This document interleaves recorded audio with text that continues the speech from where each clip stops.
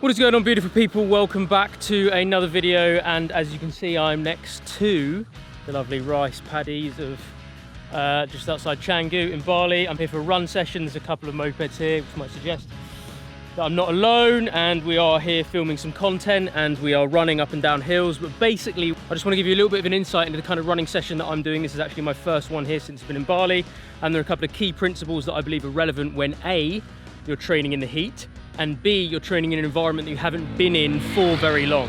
And a couple of key principles of how to do that is exactly what I'm going to walk you through now.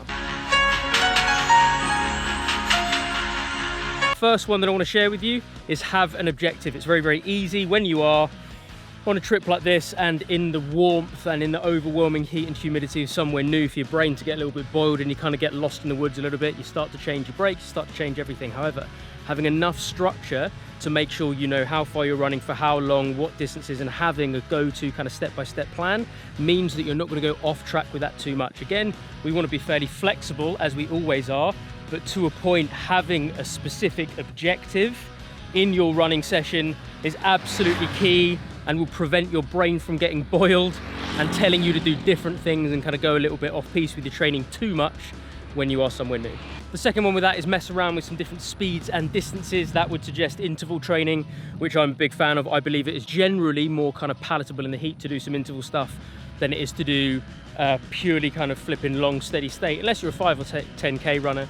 But if you're doing a half marathon or up, the chances are when you're in a new place like this and in the heat and humidity, you're not going to lose your steady state endurance, that aerobic base, by only doing kind of one long run whilst you're away and mixing it up and doing a few more speed sessions. So today what I've been doing is I've been doing some 120 to 130 meters on the road, basically just in a nice straight line to kind of open my legs up.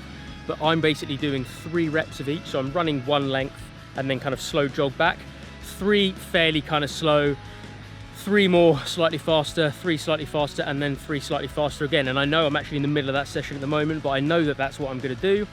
I know roughly how long they should take based on kind of the run speed and the jogging back. And I know that the kind of the rough rest I'm going to have, because again, linking it back to point 1, I've got an objective. The third point I wanted to share with you might seem unbelievably obvious, but I'm going to say it anywhere, and that is go to somewhere with shade.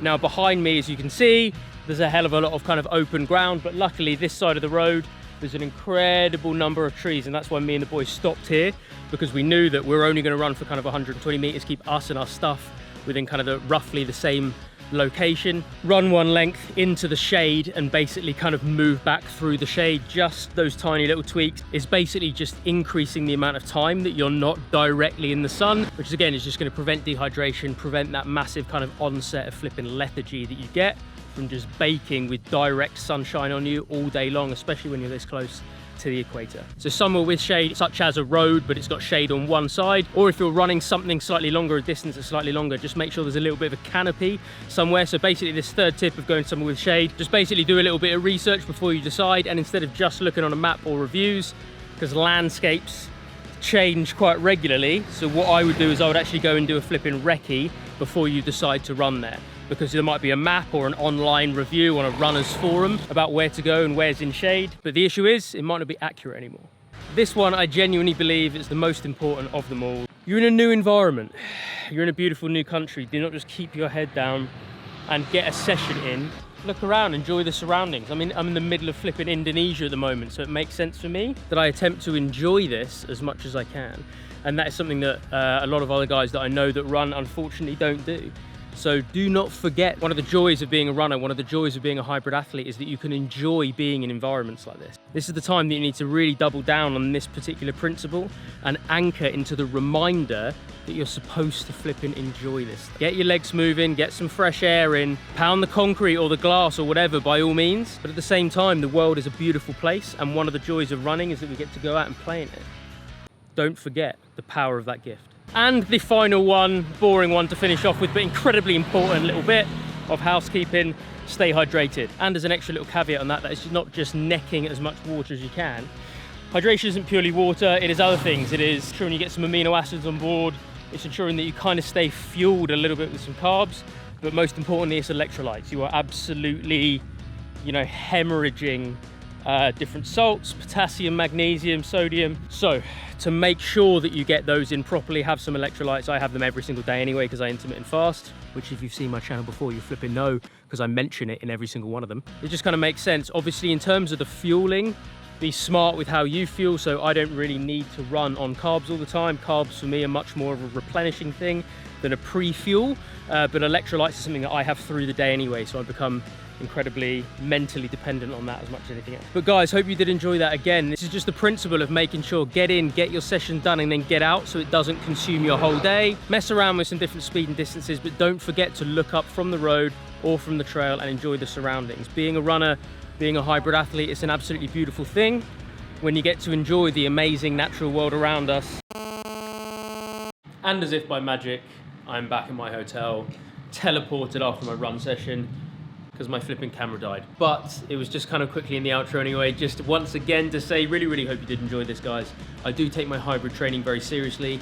I am running an increasing amount, and for me, that's as much for the benefits. It offers us kind of a mental refuge and sanctuary as much as anything else, as much as purely performative. I'm not pushing myself particularly hard in the performative side of running, but at the same time, I do still want to challenge myself. However, I am traveling more and more, which means I do need to adapt things slightly when one day I'm in the Canadian Rockies and then a couple of weeks later, I'm in the tropics of Indonesia.